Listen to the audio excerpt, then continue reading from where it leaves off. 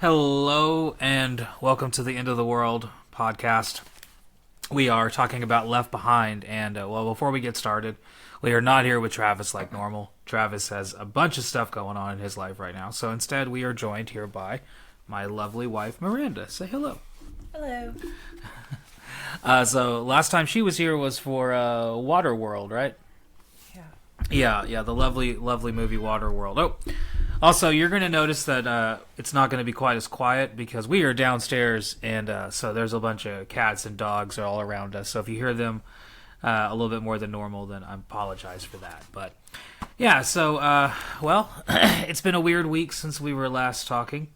A lot of stuff has happened with Master Blaster. If you're not familiar, Master Blaster is our nickname for Donald Trump and Elon Musk. Yeah, that makes sense. We call them that instead of calling them by their God-given names because they are trying to rule Bartertown with an iron fist. So yeah, last time we were talking, Master Blaster had called himself king, and in this week's update, he gave his speech to the world, and it seems like there was a lot of similarities to him kind of crowning himself as king with that speech. It's painful. We did not watch it. We actually we had other things to do that evening. But upon watching the results of it, I was more disappointed in the Democrats. The stupid fucking signs that they held up were just like, that was dumb. That was just a stupid move. The only good Democrat in that whole thing was Al Green, who stood up and said something. I mean, Bernie Sanders did leave. Yeah. I mean, Jasmine Crockett. Other people left in response to that, but yeah, like, so there are some, like, AOC boycotted it, but that's our little orange guy. He likes to scream whenever we're recording. Normally he is downstairs, so you guys don't hear him. Now he is running around here. So yeah, I would have rather them like the Democrats, kind of collaborated, got together, and had like staged a consistent demonstration against him, where like one person gets up and breaks up his speech, and then they kick that person out, and then the next person he starts speaking again, and someone else gets up, and they just kept doing that through all of them. That would have been a lot more powerful. Yeah, because then it would have had the effect of like, well, if Trump's going to kick us all out, it's going to make him look like what he is, which is a fucking tyrant. And instead, they were just like, hold up stupid signs that meant nothing. It was like, all right, you're kind of coming across in a really poor way. And then, that happened. And then, what else happened? Well, in our lives, we went to a concert this weekend, which was cool. We went and saw Smoking Popes, for those of our audience that are big 90s punk fans. It was a fantastic show. It was a cool little show. They came through on, I think it was their 30th anniversary of one of their albums. And they played that whole album, and then they just went through all of their hits, and it was a good time. It was at Growlers here in Memphis. It was actually our first time going to a show. Well, my first time going to a show there. I think you had been to a show there before, right? It had been years, though. Yeah. It was fun though. It was really cool. I liked it. It wasn't only them, but it was this punk band from Michigan, which was like a queer punk band called Rodeo Boys, right? Yeah. Yeah, and so before we had gone to the show, we kind of looked up some of the openers just to like see like what we could expect. And that one we both really, really liked. And so much so that like you memorized several songs and were singing them front row, and even the lead singer of the band was like, "You know these songs?" Like, I don't think that she knows that sometimes like people put things on TikTok of like shows and. Well, I went onto their YouTube and commented on their "Feel the Same" music video because I really like that. I really like that song. And they didn't play it. Yeah, they didn't play that one, and it only has like 150 views on YouTube, and it's been out for like 8 months. And I was like, well, shit. Like some of our stuff has more views than that. Like I'll go give them a comment. And at least, maybe someone will see it and go check that out because it was a fantastic band. And then there was another band from Florida, which was also pretty good. They weren't quite my thing. I don't really like Florida kind of emo. It's not really. I kind of grew up in a different time. I just kind of barely missed that, kind of like Paramore, My Chemical Romance, all those bands. I just missed those bands. Like they were around when I was listening to that kind of music, but I was more into like Jawbreaker and Lifetime and Husker Du, Dead Kennedys kind of stuff. So I didn't really get into that side of the late 2000s, or I guess early 2000s punk. I hadn't embraced my love for Hot Topic yet. Yeah, exactly. It was like anti-Hot Topic. yeah. So the show was fantastic, though. If Smoking Popes comes through your area, they were great. I really enjoyed seeing them. What else has happened in the world? We're almost at the time where we have to transition to talking about the movie. Oh, Gene Hackman died. That's been a whole thing. And more has come out since that happened. So apparently, first off, I do enjoy some of his movies, and I don't know if he's responsible for anyone's death. It seems like the whole, more and more is getting unveiled as it goes. I think recently it was found that he died actually after his wife died. And she might have died of like the hantavirus, which is from mice or rats or something. So yeah, I think she passed away, and he, she had been taking care of him. Yeah, I think he just wandered until dehydration or something else, happened. And then their poor dogs, which that makes me so sad. Yeah, the dogs are the saddest thing about it, honestly. Like Gene thankfully it was only one. Yeah, just the one. Yeah, Gene Hackman was like in his mid to late 90s, so he had a long life at this point. Like, I didn't realize that he had kind of stopped doing movies in around the 2000s, like Royal Tenenbaums, which is a movie you hate. I do not like it. And I love that movie, but yeah, it makes sense that you would. Yeah, I am of the person he was shooting for to enjoy that movie. I don't feel like I'm alone in that. Like, a lot of people like Wes Anderson movies. I know. I'm not saying it's like... He has an aesthetic that I think I appreciate. I do not appreciate the aesthetic. That's I fair. think the aesthetic is pretty... it very much of the times. It is very much of the times. That's true. But I wasn't a fan of it at the time. Yeah. I have not grown to love it in my old age. It's never been my thing. Yeah, same. I mean, not same, but there's some Wes Anderson movies I don't really care There's for. There's also the fact that I don't like, Wes Anderson is a terrible human being that, I don't know what Wes Anderson... Wes Anderson, I'm thinking of Woody Allen. Oh, no, Woody Allen is a piece of shit. Cut that! Yeah. No, we don't cut it. It's fine. That's fine. Well, it's okay. We realize in real time. No, Wes Anderson, I don't believe is a terrible person, although I believe he did rub Natalie Portman the wrong way, and but I could be wrong on that. I know that she shows up in Darjeeling Limited, and I thought there was some tension there, but that's kind of like my last big Wes Anderson movie that I really liked was like either Darjeeling Limited or Fantastic Mr. Fox.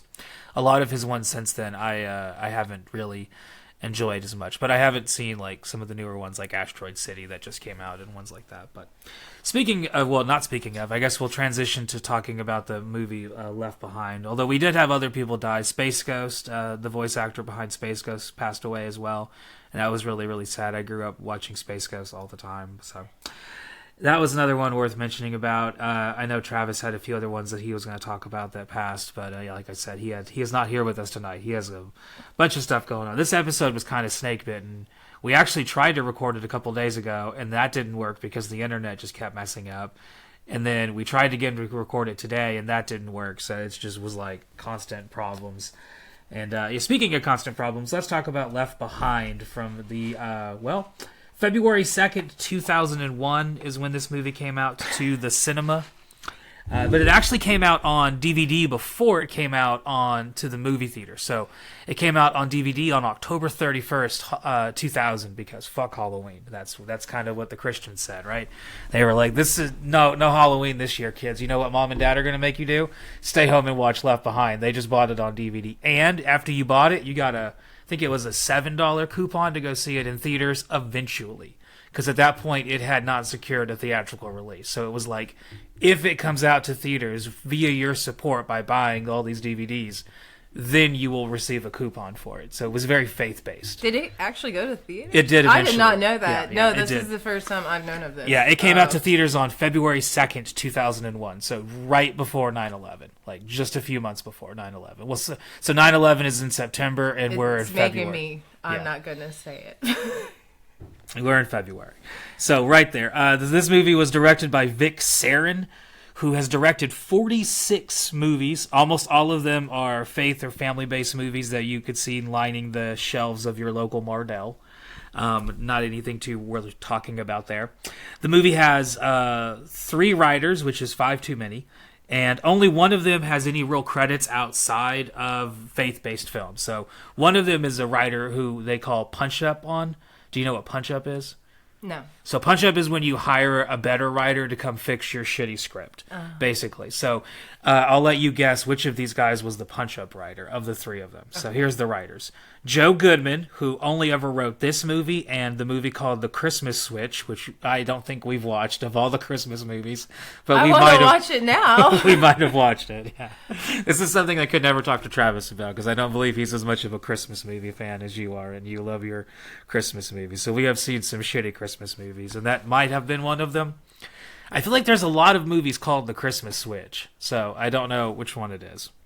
But the other writer is Paul Lalonde, who wrote all of the Left Behind movies. He's going to write all three of them, and a bunch of other Christian movies, which kind of are more like Hallmark, Lifetime kind of things that popped up. And the third writer is a man by the name of Alan McElroy, and he wrote Halloween 4. Yeah. He wrote the movie Spawn. Okay, I'm thinking he's the writer. There you I'm go. thinking There he's you go. the good writer. Yeah. He also wrote the comic book movie Ballistics X vs. Sever, which is not a very good movie, but has Lucy Liu and Antonio Banderas. It was based off of a video game, which also is kind of a niche video game. So, we got a cat coming to pay a visit. You guys might hear Hermie. His name is Herman Meowster. He's our little rescue buddy. We also have Tekken, the Tekken movie, so another video game movie. He wrote the John Cena movie, The Marine, and he wrote all 5 of the Wrong Turn movies, which I did not know there were 5 Wrong Turn movies. I love the Wrong Turn franchise. Okay, he wrote all of those. So that is... I've never gone to 5, I don't think. I think 3's as far as I've gone. Okay, well, yeah, he's apparently a fan of yours. You're a fan of his because he wrote all of them. He did all of them. And so, yeah, he's the punch-up writer. He was brought on to touch up this script. The other Left Behind movies do not have a punch-up writer, so they are worse quality when it comes to dialogue. And this movie's worst feature is its dialogue. The performances are kind of, fine. They're like DVD, straight to DVD, TV movie performances. They're nothing where it's like, well, I could rewatch this movie again and again for Tommy Wiseau, John Travolta in Battlefield Earth. None of that is here, right? Kirk Cameron is bad in it, but he's not so bad it's good. He's just bad. That's it. So this is based on a book series which was written by 2 authors, Jerry Jenkins and Tim Leahy. I don't think it's Tim Leahy. That's more Trailer Park Boys. Tim Leigh. And both of them did not like this movie very much. They were actually producers on the remake in 2014 with Nicolas Cage and sued the creators of this first one here because they thought this was a very subpar version of their book. So much so that they took them to court over it. So the people who make up the extras in this movie were mostly church volunteers who I presume were taking time off from protesting women getting abortions to go and be in this movie. And the several notable televangelists also appear in the movie. So I guess the collection plate also was a little light that weekend, so they had to go show up in a movie. Cost $17.4 million to make. That's a lot. I cannot see that much investment. It barely turned a profit. Apparently, most of that was on DVD sales because box office, it only made $4 million. So it did not make more than I would think. I thought you were going to say 400. No, not 400. It made a little bit there, and So our cast is obviously Kirk Cameron, who, he's not a very good person. No. And almost every single Kirk Cameron movie has been made in Canada. And he's a big Trumper. So I'm kind of curious as to what his stance on the whole thing there is. Because without the good old country of Canada, our glorious neighbors to the north, which 48% of our audience that listens to this podcast does come from Canada. So hello there, guys. We support you here in Memphis. But yeah, without y'all's country, Kirk Cameron doesn't have a fucking career. So is he also a Zionist? Probably. Or does he just play one?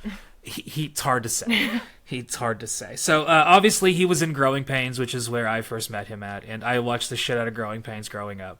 Did not know that behind the scenes he was a terrible human being who was apparently kind of became a tyrant on set and just like bossed everyone around about like what could and couldn't be said and could and couldn't be done because of his religious things, and he had like final oversight on the script, and yeah. Anyway, Growing Pains, he was never my favorite character. I was always a big fan.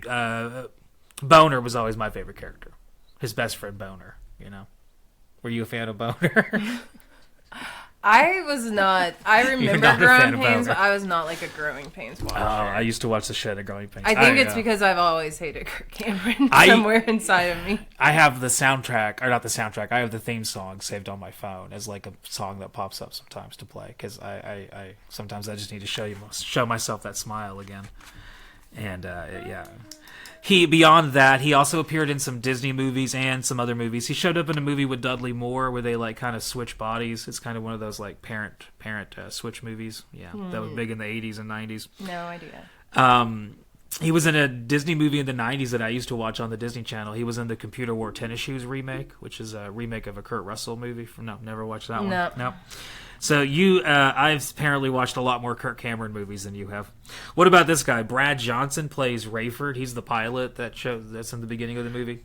Yeah. He was in a lot of bad sequels. So he was in the sequel to The Birds, the Alfred Hitchcock movie, which I didn't know if you knew there was a sequel to that. But no, until you recently told me. He was in Philadelphia Experiment 2. There was a sequel to that. No idea. He was in Wild Things 3. There's a sequel. I don't think I've seen his later work. And he also died in 2022. So, yeah, he's no longer with us. He is in all 3 of the Left Behind first movies. So he is kind of a consistent character. And he is the character that Nicolas Cage will play in Left Behind 4, the remake. So he kind of takes on the role of the pilot. Yeah, they kind of make the pilot more of the central character. I was about to say, like, that seems like a very short role for Nicolas Cage to get involved in. Yeah, playing Radford's daughter, Chloe, but also, spoiler alert, Buck's love interest, because that's the thing that happens. Yeah, they kind of start falling in love. And yes, I think she's of age, but we don't verify any time in the movie. We know that she can drive, and that's as far as we get. She's at least has a car license. Yeah, she's here played by Jaina Stevens, who was in a bunch of TV shows. She was in The Strain. She was also in a bunch of movies from the 2000s that most people probably have forgotten. The Lookout, the Jason Statham Death Race remake, and she was in Cruel Intentions 2, which is a movie that used to play a shitload on HBO back in the day. Bruce, the pasture here, is played by Clarence Gillard Jr., who showed up in Die Hard and Walker, Texas Ranger for 196 episodes, so he was kind of a major character in Walker, Texas Ranger. He's Chuck Norris's sidekick, the black guy that shows up. Oh, yeah, it's that guy. Okay. Yeah. He was also in Different Strokes and Karate Kid 2 and some bit parts in like Top Gun and other stuff like that. Bunch of movies that he was in. And our villain is played by, I gotta find my other character notes. Here we go. He is played by Gordon Curry, who is another Canadian, playing Nikolai Carpathia. He's the bad guy. He's in all 3 of the Left Behind movies, once again. He also shows up in 1 episode of Earth Final Conflict, so there's a very deep cut for those 90s sci-fi fans, whoever likes that show. He also connects to a lot of people on our podcast in that he showed up in an episode of Highlander, the TV show. So that is a constant thing that we kind of keep connecting to by accident. Somehow, some way, we keep finding our way to Highlander, the TV show, which one day we will have to review. He also showed up in Puppet Master 5, and he was in one of the Friday the 13th movies. I can't remember which one. I think it's 8. Maybe he was in 8, Friday the 13th 8. And it was in My Blue Heaven, which is kind of like a comedical, spiritual sequel to Goodfellas. It kind of takes the Henry Hill story and continues it, but does it in a comedy with Steve Martin, and yeah. I like My Blue Heaven. Did you ever see My Blue Heaven? No. There you go. Well, last character to talk about is Colin Fox, another Canadian. Like I said, this movie was largely Canadian. He plays Chime, who is the doctor in the movie who is kind of like inventing a new way to save world hunger. He doesn't look recognizable in this movie at all, but if you see him in other things, then you'll kind of start to piece his face together. He was in Tommy Boy.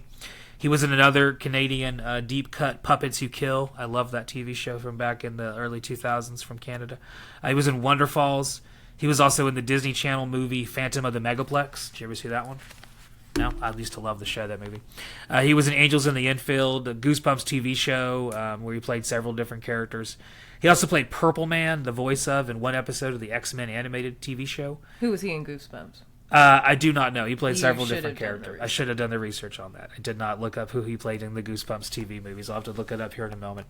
And he was also in PCU, which is a movie you and I used to watch a lot of. Yeah. We recently tried to watch it, and it does not age well. No, it does not. It basically kind of foreshadows a lot of like the dude bro Republican assholes that in the movie it's making fun of them, and in reality it's like, yeah, no, they ended up taking over. So yeah, it is a little dark.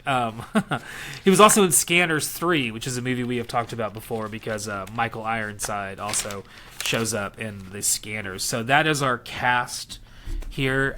Before we move on to talking about the movie and exactly what we feel about it, let's do our, I guess, Miranda trivia tonight because Travis is not here. So we have two different dates.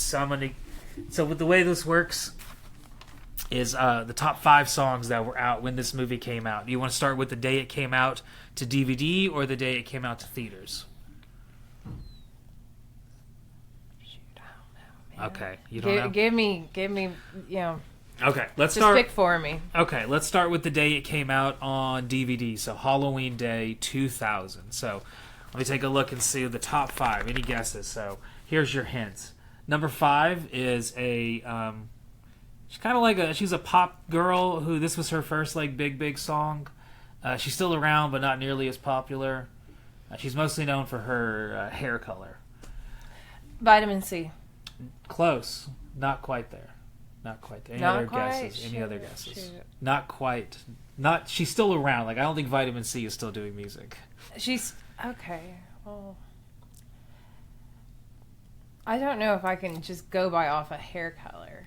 Pink. Most girls. Oh, she's what's her face? Maybe from that. No, wait. Is it those one people with the Haley? Am I on the right track? No, it's Pink. Pink. Pink. Most girls. Yeah, that's it. That's it. No. Yeah, that's the song. You would have never have gotten that. I was thinking of a completely different person. Number 4 was a kind of like a butt rock song, by a band that is singing about Superman. Kryptonite. Yeah, 3 Doors Down, Kryptonite. There you go. That was the number 4 song. My mom loved that song. My mom also loves that song. Our moms would love that song together. Speaking of songs my mom loves, she loved this band. Number 3 was a big-time Christian rock band that this song was huge. Train? No. Not Train. Close, though. Same amount of letters. Same amount. Oh, thank you so much. And that's your... There you go. Trying my best to give you some hints. I was pretty anti-Christian music at the time, so like... This was a big one, though. They crossed over. They're also like a rock band. Yeah, they were a big-time rock band. Big-time rock band. Okay. Lead singer is kind of a drunk asshole. I think he's sobered up now, become a better person, quote-unquote.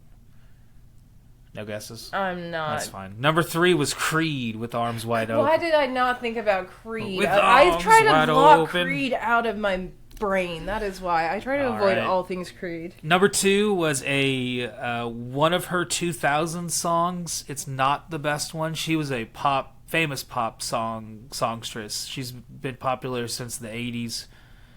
Still kind of popular today. She's like an influence on a lot of modern pop. Madonna? Yes, yeah. And the song was Music, which is not one of her best songs. Number 1 was a song that I did not remember by another pop artist who eventually got a little dirty. Christina Aguilera. Come On Over. I do not remember that song. I don't remember that one either. I do not remember that song at all. Okay. So that was what was popular, and those are the top 5 songs when this movie came out to DVD. Of course, a couple months later, it would come out to theaters. And the 5 songs there are number 5 song here. I'll give you a hint. It was a Atlanta rap group. They're very popular. The song was about a woman No guesses at all. Zero. I mean, Outcast, Miss Jackson. oh, yes. There you go. Number 4 is he's kind of like a wait, Are we talking about Fred Durst, Limp Bizkit? No, are we gonna break something? No. You and Travis have both asked for if any new metal shows up, and so far there's been none. No new metal. He is a kind of a Jimi Hendrix ripoff. His daughter is now a popular writer, director, actress. Lenny Kravitz. Yeah, I don't remember this song. It's Again. Number 3 was Ben Affleck's ex-wife. Jennifer Garner? Other one. Wait, Jennifer Lopez. There you go. Both Yeah, there you go. He has a type, yeah. Love Don't Cost a Thing by Jennifer Lopez was the number 3 song, and when this movie came out to theaters. Number 2 song was a song about cheating. Shaggy, it wasn't me. Yeah, that was the number 2 song in the country, yeah. Number 1, it was a rap song. I do not remember the song. I think it's kind of a deep cut, honestly. I don't know if you're going to get it. I would never have guessed the artist. That's for damn sure. First Cut is the deepest? No, it's a rap song. Yeah. It's a rap song. Yeah. It's kind of like a deep cut rap song. Like you would know it if you were like really like. Well, I don't think rap. I really. You weren't really well. It was "Stutter" by Joe featuring Mystical. That was the number 1 song. I genuinely don't know what song that is. I was going to say I do not believe. I also wrote down on here if Travis was doing this, no chance in hell you get this. No chance in hell. No, absolutely not. So, yeah, we're about to talk about the movie in just a minute, but we're going to take a little break, and then when we come back, we will get into the plot of Left Behind, and this will be an interesting one because you watched part of this movie with me, and then you tapped out, and I finished it on my own, and so you'll have to at some point. Oh, you'll stop knowing what the hell happens, and at this point... It'll be a surprise! Yeah. No, I have seen it. It's just, It's a tough watch. My mom went through a weird religious stage when I was in, 8th and 9th grade. Yeah. I don't know if everyone's parent did at the time, but... I think so. All right, we'll be right back. We're going to take a break, and we'll come back and talk about Left Behind. And we are back, and our eldest cat here, LL. Mwah. She is joining us now, so if she comes up and starts doing her little songs, you'll get to hear her. She's doing a weird little ear twitch thing here. I don't know what the hell she's doing. She got ear junk. She's old. You're a 15-year-old little girl. You're an old girl. Speaking of old girls, let's talk about this movie from, almost 30 years ago. So first off, the plot of this movie, you're going to hear me complain. This is nitpicky as hell. I hate the font style the movie starts with. The font the movie starts with is very bothersome. The weird thing is, it doesn't capitalize the first name. It only capitalizes their last names of the actors, and it does it in all caps. And it's very prominent with only music over it and a bunch of stock footage of Israel. So it's very noticeable, the font style, and it drove me crazy. So there's my nitpick for the evening. I hate the font style of this movie. Anyway, so our main character is played by Kirk Cameron, and his name is Buck, and obviously Buck likes to fuck. Matthew. Well, he does. He likes to fuck some shit up because he's going to ruin this movie very, very quickly. Because we start the movie with him kind of in the middle of nowhere, doing a news report about a new invention that Chime, the doctor of the movie, has made, a way to solve world hunger, which is that he can basically grow crops of fields of food in Israel. And that doesn't really last very long because now the movie is going to show us how much budget it has as we get terrible CGI planes start attacking out of nowhere. And so they all have to go run and hide. And so Buck and the dog, they run and hide from the budget of this movie as they try to figure out who's attacking them, as they figure out that actually whoever is attacking them is getting destroyed by somebody else before they can even respond. So it's almost like there's salvation is helping in. So Buck takes out and he goes outside to go film this thing as Chime tells him that Israel has more enemies than anyone. So Israel has more enemies than North Korea, Russia, and the 1997 Chicago Bulls. All of those things I think are hard to believe. I don't think Israel has more enemies than anyone. I feel like there's I mean, other you countries. think it has too many allies. I feel like if there's we're gonna get flagged for being pro-Palestine here, but okay, we'll just say we're pro-Palestine, so we'll just get that out of the way. But yeah, I feel like Israel is you got plenty of allies. The whole thing is that like, well, anyone could have attacked us, because that's the thing Buck asks is like, well, who's attacking us? And they're like, well, it could be anybody, because we have more enemies than anyone in the world. So anyway, yeah, Buck makes an idiot of himself as he tries to do like a selfie of like the war happening behind him, and this is around the time where you kind of were like, this movie is terrible, and I'm like, yeah, it is. And pretty much a few minutes after this is where so long to get to that part. This is like 20 minutes in. Yeah, the credits take about like 6 minutes. That's when like the font style is very prominent. It's just like there in your face, like here's our weird font choice that we're going with. Buck flips the camera over, though, because eventually the prophet shows up. And this is straight out of the Bible. The prophet is supposed to show up. And I don't remember the Bible. It's been a long time since I've read the book. But at one point in my life, I did read the freaking Bible, which is more than a lot of people, I feel like, can say. And in this, the movie does follow a lot of the Rapture from the Bible. Like, if you're going for, like, how well does the movie hold to its source text? Pretty well. Like, it follows the whole kind of idea fairly straightforward, especially out of the course of these 3 movies. Like, this kind of sets out the beginning of the whole thing here is kind of what we're seeing. So the prophet tells us that we're going to have 7 years, 7 years of just horribleness, and then he kind of wanders away. But the movie doesn't tell you that he's the prophet. It's just, he could be just some random drunk guy in Israel who just comes out and says 7 years and then wanders away. We don't really know. It doesn't really present him as being anything really kind of different or important. But yeah, he's supposed to be the prophet, don't you know? Anyway, so Buck gets on a flight, and as soon as he gets on a flight, we meet some of the other characters on this movie. And this is where we meet the pilot, played by Radford, our other character, Radford, and his pilot. And he's about to leave his wife's because he has to go late night flight he's got to catch, because he's a pilot, don't you know? He mentions it several times. He's dressed like a pilot. He's flying an airplane. He brings it up a lot. Anyway, he is abandoning his family on his son's birthday, and his wife calls him out on it, and his son calls him out on it, and his daughter calls him. On his birthday? He's got to go. He's got a flight to catch. What do you want me to do? Our mortgage is like $300. Someone's got to pay the bills around here, right? So they live in a wonderful house, but he's got a job. It's also heavily implied that he's cheating on his wife. Yes. I mean, that's kind of the whole idea. So basically, like, every single person that's left behind was doing something bad, right? That's kind of the whole idea. Like the pastor that we meet that shows up right as he's leaving. It's like, hey, my kids hang out. I'm showing up at the birthday party, right?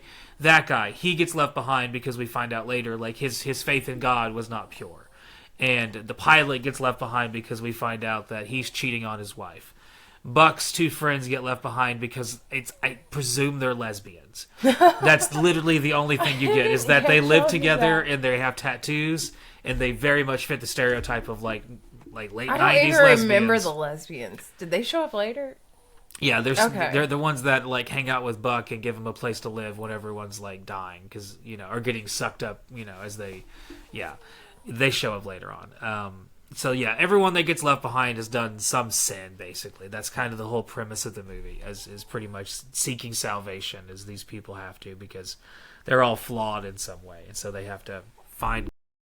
Pretty much what happens in the movie is all of them try to find God. Oop, I think I hit the microphone for a second there, so it may have gone dead for just a moment. Sorry about that. So the pilot is just basically a dick to his wife and kids. He's basically like, I'm going to leave, sorry, I don't care, I've got to go. He's an extra shitty person. Yeah, and then his daughter's like, Dad, don't leave. And he's like, get the fuck out of my car, bitch. Like, yeah, get away from me. And so anyway, he's flying the plane, and Buck is on the plane flight. And this is when Buck is learning the dangers of what's going on and everything else. And yeah, he meets up with some guy named Dirk. And I don't know why all of the males in this movie have like porn star names. So it's like Buck, Dirk, and Ray. Those are the names of the characters. Like Ray, Buck, Dirk, yeah. Buck, I just don't Dirk, think Ray. and Ray. I'd like Buck and Dirk for sure, but Yeah, Ray is a little bit maybe not a poor name, but Buck and Dirk are very That's much like the name poor of your names. maintenance man. Yeah. So Dirk is straight out of like It's Always Sunny in Philadelphia. He's like chain smoking, and this is where you see Kirk Cameron smoke, which is like kind of weird to see in a 2000s movie because you would not see that now. But he's a flawed character. His flaw, smoking. Is that really it? I think so. Really? I don't know. You don't. I think it was because of like a slight He hangs disbelief, maybe. Maybe. Like a questioning a little bit. I mean, I don't know. I Yeah. don't know. He definitely like they challenge him with faith later on. They're like, "You must believe," and he's like, "I don't know. I don't want to." Yeah, it's yeah. Anyway, so Buck is at the studio, and this is where we meet the girls, and this is where we learn that the world is several countries are converting to a global currency. And this is where the movie starts to blend into modern events a little too oddly, and this happens several times in the movie. And as we move on, the president becomes a primary figure in Left Behind 3, so it kind of becomes more and more like difficult to separate how the movie is kind of playing out this whole thing. So we also meet our villains at this time, who basically are these like shady characters that present like they want world peace, but behind the scenes they're like kind of pulling the strings of this false prophet, who is this Nikolai Carpathia character, who is kind of like they present him to be almost like trying to think of like a figure modern that we would kind of compare him to, because you had stopped watching before he shows up. So imagine if like Greta Thunberg. That activist, I think I said her last name wrong. That young activist. I know what you're talking about. Okay, imagine her if she was European and white and wealthy and kind of like, but like willing to give out money to help causes. I guess like Elon Musk if he wasn't kind of a dick. Like if Elon Musk was giving out money. Why do we compare them in that way then? Because that's how he looks. Like he's basically, I mean, like. We've talked about it before in the podcast. Like Elon Musk kind of seems to be a little bit correlating to the false prophet in the New Testament. So there might be some. In this movie, Nikolai, the villain, is kind of like the Elon Musk kind of character, where he's like a very wealthy philanthropist who is giving to all these world causes, dealing mostly with like solving world hunger. Because in the movie, like everyone's run out of food, and so no one has food anymore, right? So that's kind of the whole thing. Anyway, so this is where we get one of the more memorable scenes of the movie, which is the plane flight, which is where all of a sudden everyone starts vanishing on the plane flight. So Buck is in the middle of writing his report, and this old woman that's kind of standing off to the side starts going like, "Where's my husband? He's gone." And Buck is like, "Oh, he just went to the bathroom." And she's like, "Well, he went naked because his clothes are here." And Buck is like, "Well, yeah, I'm going to go check the bathroom." And So that's a little odd. Yeah, immediately you would think that, like, this is odd. And this is also where a bunch of kids, like all of the parents that had fallen asleep on the flight, start waking up and realizing all of their kids are gone, right? Because the kids are saved because they're children, so they have committed no sins. I guess none of them are Catholic because they don't believe in original sin. So none of the Catholics, you don't get saved in this film. Sorry, this is not a film for you. But yeah, so all these people are just disappearing, and then Ray, our pilot, comes to the back of the plane, and he's like, Kirk and him are trying to calm everyone down because they're like, "Look, there must be a rational explanation for this. There's got to be a reason for this." I like how he keeps saying, he's like, "Yeah, there's like I would be a little off that day." Yeah, it'd be like so. I would be asking questions. Yeah, and unfortunately, this movie does not remain like a weird Twilight Zone Christian episode where it's like trying to figure out all this stuff happens and play it out for a long time. No, Ray just goes to the plane and he radios in, and they're like, "Yeah, it's happening everywhere. Yeah, no one can explain it." And then he's like, "All right, screw this, we're turning around." So they turn back around and they land the plane, and this is kind of where we start to see like the rapture is happening as everyone in the airport is panicking, freaking out because people are just disappearing all over the world. Like they're just vanishing and all over the place, and no one knows who to blame. Somehow, some way, they can't find a way to blame the Jews on this one. At least not in the movie, they can't. They don't go that far with it, but they go as far as they can. But yeah, so Ray goes home to check on his family, and he realizes that they're gone. And his daughter is also like driving around, and she kind of also gets into basically a car wreck because she's trying to drive, and then all of a sudden the cars in front of her, they just stop because They disappear? The person driving had believed in God. And of course, Chloe's big sin is, I think she had sex before marriage. I believe that. I don't know. They don't tell you. Maybe later on the Left Behind 2, they get into it. But in this movie, they definitely hint at the fact that, like, she's a little promiscuous. Like, you know, there's something to that. They're slut-shaming her? Well, so, like, both her and her dad mentioned that they used to hate how much their mom loved church. And, like, so, like, her mom got really into religion, and she would have people from the church come over and have, like, faith nights, and they were both like, oh, I hated it. I hated when your mom had those people come over. Like, so. That would annoy me, too, though. Yeah. I would be left behind. You would be left. Yeah, I feel like most people I know would be left behind in this according to this movie. Yeah, and this is where so Buck decides to go home with Ray because he doesn't have anywhere else to go, and he's like, "Hey, I need a flight back to New York City." And Buck's like, "Well, I think I can." Or Buck. Ray tells Buck, "Hey, I think I can get you a flight. Come with me. I'm gonna go check on my family first, though." And that's kind of where he kind of has a breakdown when he realizes his wife and his children have been taken because his wife, who obviously believed in God, and his child, whose birthday it was. Happy birthday. Happy birthday. Welcome home. They have both been saved into heaven. And Ray has a mental breakdown, and the first thing he turns to is, of course, the alcohol? No. This is a Christian movie. What does he turn to? The Bible. Oh, wow. I was thinking he turned to something really bad. I was thinking, no. like, my next thing was, like, porn. No, and this is where it gets really funny, because he opens the Bible to what chapter? Revelations? No, the very first one. He goes straight to Genesis in the beginning and just starts reading the Bible. It's very silly, because of all the fucking places to start, you start in the Old Testament with in the beginning. Yeah, he starts with in the beginning. I'm like, okay. Yeah, and then the camera cuts away. And he just leaves Ray downstairs to fend for himself. He's like, yeah, fuck it. I don't care. I'm having a mental breakdown up here. Like, I'm doing my thing with the Bible. You do whatever you got to do down there, Buck. So Buck tries to leave, but as he leaves, he realizes that the president has installed, like, a curfew, so you can't go anywhere. So he's got to go back to Ray's house and just stay the night. And the president is also dead. So the president of the United States was a Christian, so he got taken. So there you go. So the president was taken, and so now the United Nations has taken over the United States.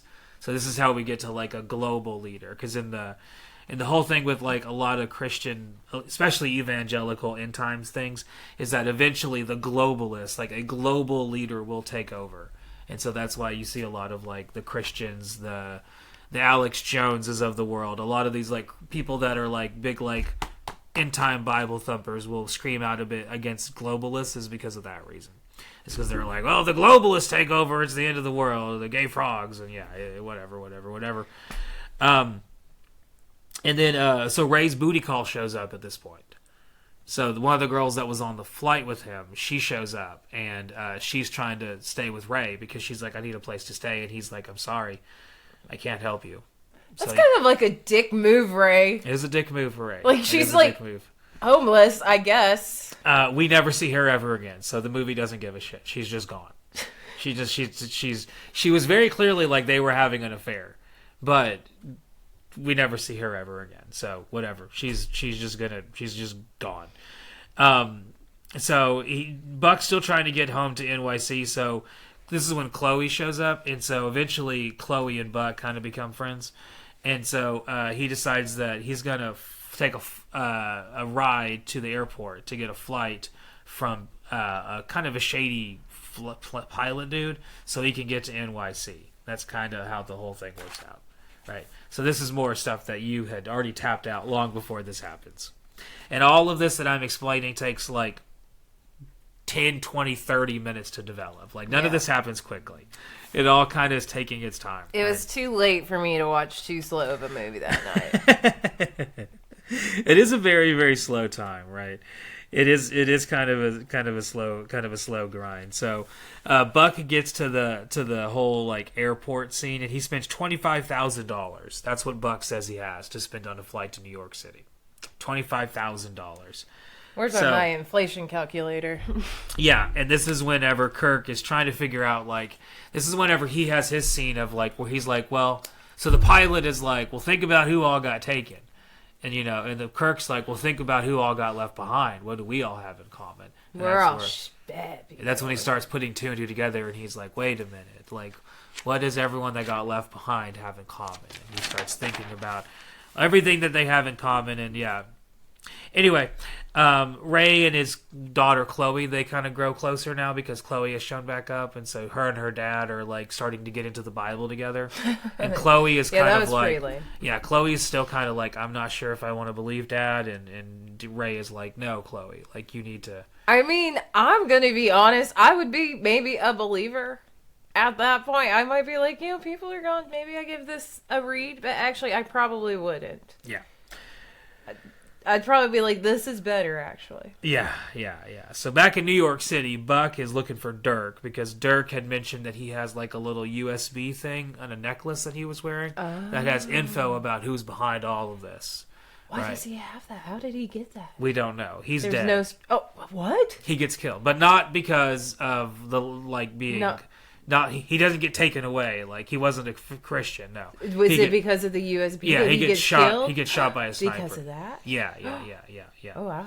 Yeah. So Buck finds Dirk's body, and that's whenever he's like, "Oh man, this is the plot thickens, right?" And then all of a sudden, the snipers start trying to shoot Buck. Did they steal the USB? Buck is able to find it. And how does he? Oh, you know what? This is why I had to turn it off. And then, so the sniper starts shooting at Buck, and he destroys the computer that had all the information Buck was reading from the USB. So he didn't really get to read it, but he sees part of what's on it, enough to be like, okay, there's some people involved in this, Anyway. We cut back to the other city, and this is where we see the Reverend. So the Reverend was the black guy that showed up earlier and had kids. And the Reverend wasn't taken. No, he wasn't. No, and he's having a mental breakdown, and he's kind of having a crisis of faith. And this is the best acting until he gets to the part so that he sits down and starts praying at the giant crucifix, and the camera cuts behind, and then the acting changes because he does a wail. He goes like, "Wah!" Yeah, and it immediately is not. It kind of goes back to bad, and then immediately back to fine again. And then this is when Ray shows up, and Ray puts his hand on the shoulder, and he's like, "Hey, God didn't leave you behind for nothing. Like He left you behind for a purpose. You're here to save more people." That's not exactly what you're. Well, okay. That's what they're going to do. So they're going to help cure the depression that they're suffering through God. They're going to try to save as many people as they can. Anyway, so Buck makes it back to his lesbian journalist friends, and they obviously were not taken as well because they live together and they're women of a certain age, and so they must be lesbians. That's the only thing that makes sense in this movie. And this is whenever we find out what's going down for the plan of world dominance. So basically the plan is to rebuild Solomon's temple. So they have the Chaim, the doctor from before, and Nikolai Carpathia have managed to work a deal between the Muslims and Israel where they will split the temple, and this is going to allow them to rebuild Solomon's temple, which also straight from the Bible, right? When Solomon's temple was rebuilt, that's supposed to signify that the end of the world is coming. Also, people who are not believers in getting anywhere involved in the Holy Land is also supposed to be a really, really bad sign. And if you have seen Master Blaster's little Gaza TikTok video, that was some cringy shit there. That also is kind of showing you his plan of what he would like to do to the Holy Land. And not quite as damning here. More of just let's rebuild the temple. And in real life, much more horrible plans going down. So Buck is trying to develop a plan to figure out what this all has to do, and obviously who's behind all of it are these bankers that are financing the whole world's thing, right? That's what he's trying to figure out: is who are these bankers and what are they doing? BlackRock. I wish it was that easy because the movie would end a lot faster, but unfortunately that's not what happens. So this is when Ray finally figures out that he comes to the conclusion, and he shares it with Chloe, that this is the rapture, that his mom and dad, or mom and the kid are not coming back because they're in heaven with God. They were saved. They were saved, yeah. And this is where he tells himself that, like, he tells Chloe, like, I wasn't a good husband. No, And bro, you weren't. And you weren't a good daughter. That's kind of He doesn't say that. He doesn't say that. But they leave a lot of, like, things that make you feel like, why was Chloe not taken? And it definitely seems like they kind of imply, like, maybe she shot that Hot Topic a little too much. Like, I don't know.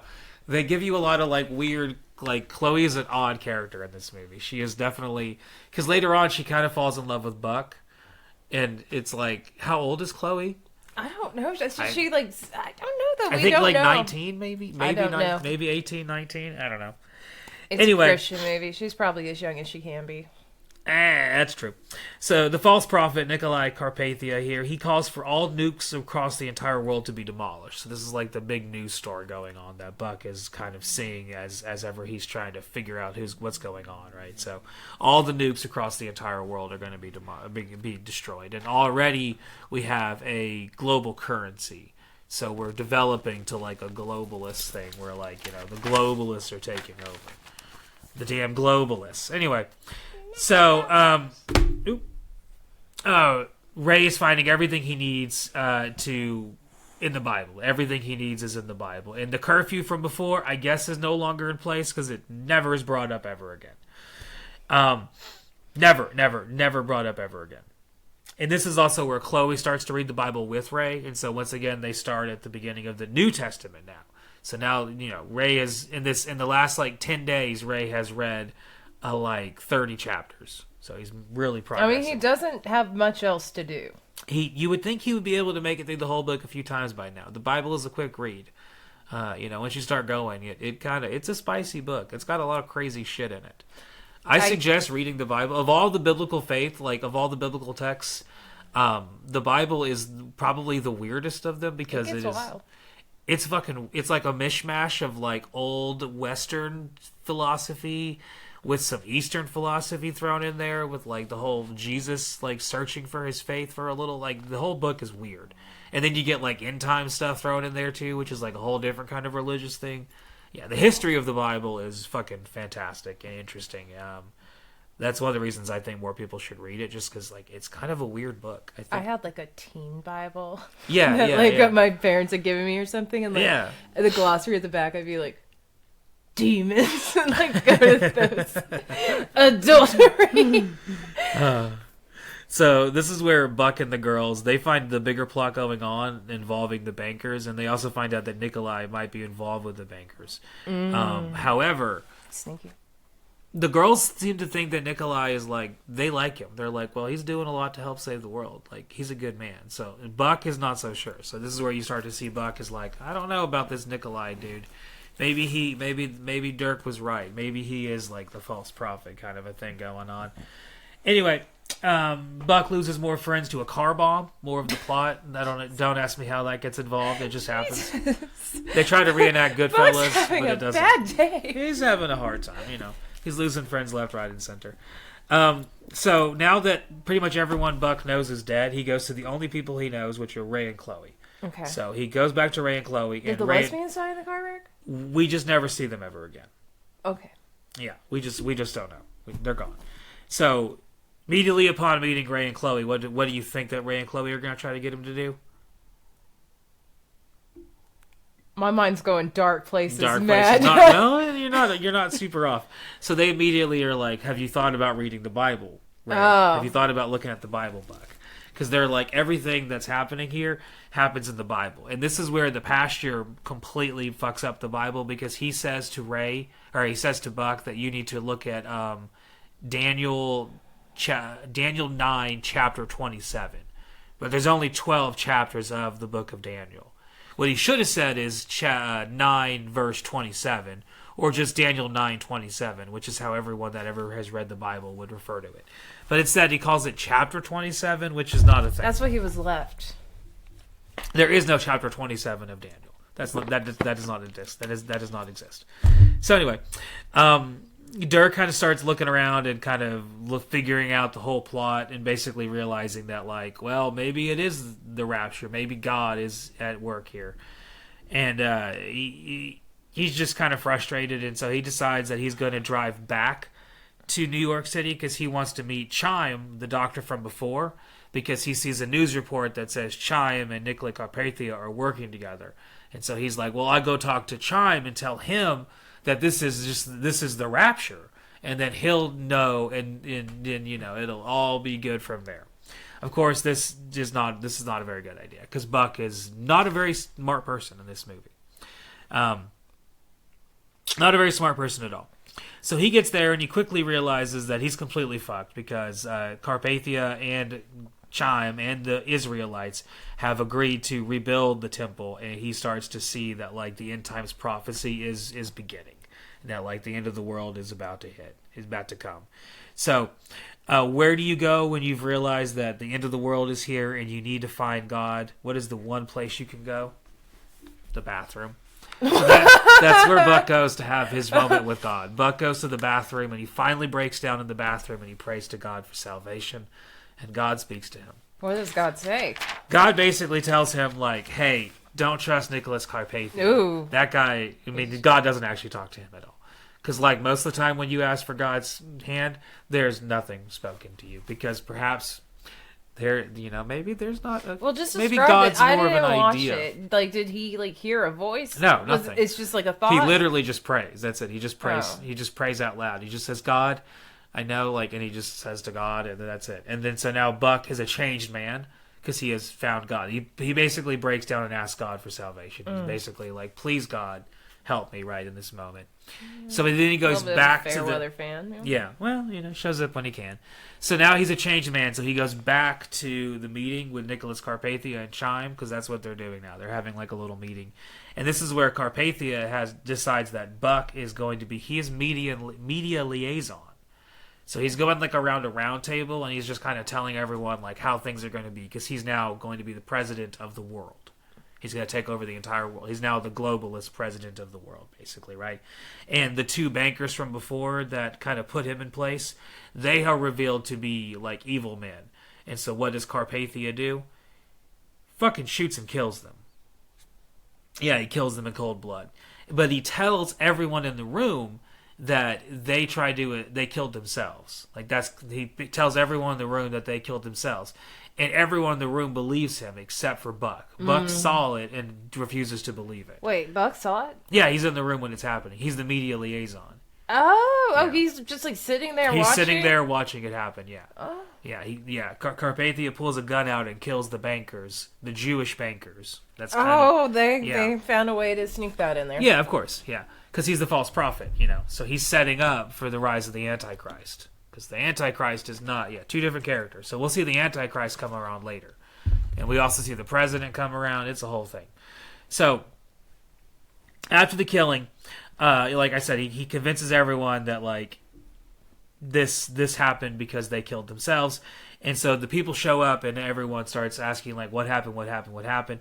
And he tells them, Buck is trying to ask some other people. He asks Chime, he asks the woman that he's friends with, like, what happened, and they both tell him the same thing, which is that, like, well, they tried to attack, and they killed themselves. And so that's it, so obviously their minds have been completely warped by Carpathia.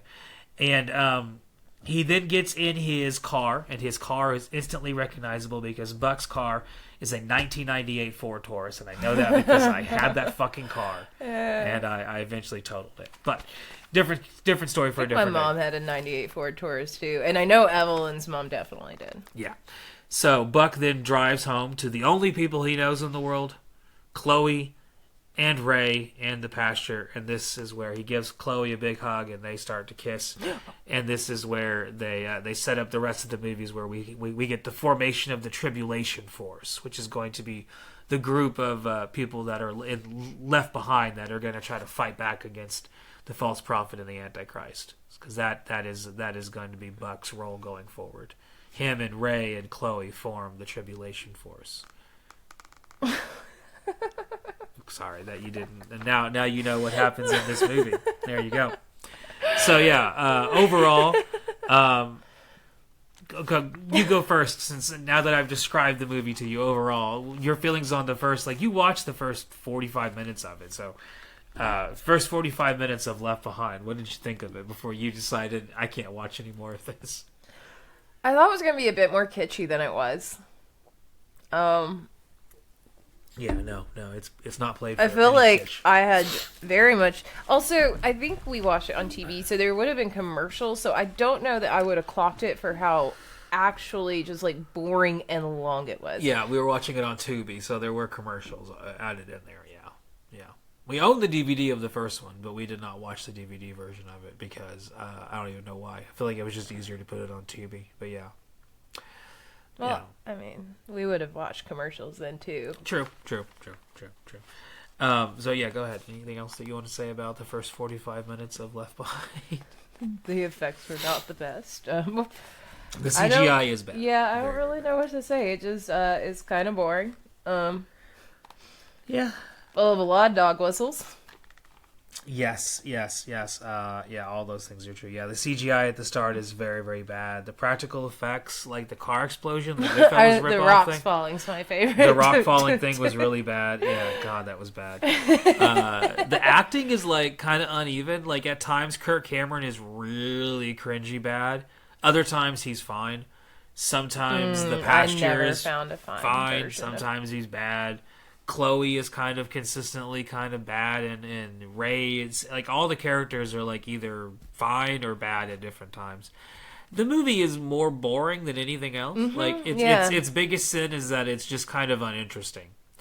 And it's a movie that I did not grow up watching. My family definitely went through like a whole like a religious thing, but it was not so much this kind of a religious thing. It eventually became more of like we went and saw Passion of the Christ in theaters.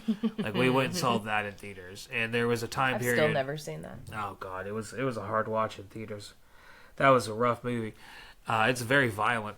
Very, very violent. But yeah, so we went and saw that in theaters. We never saw this in theaters. My parents didn't get quite into like end times evangelicalism. We got more into like good old fashioned Southern Baptism.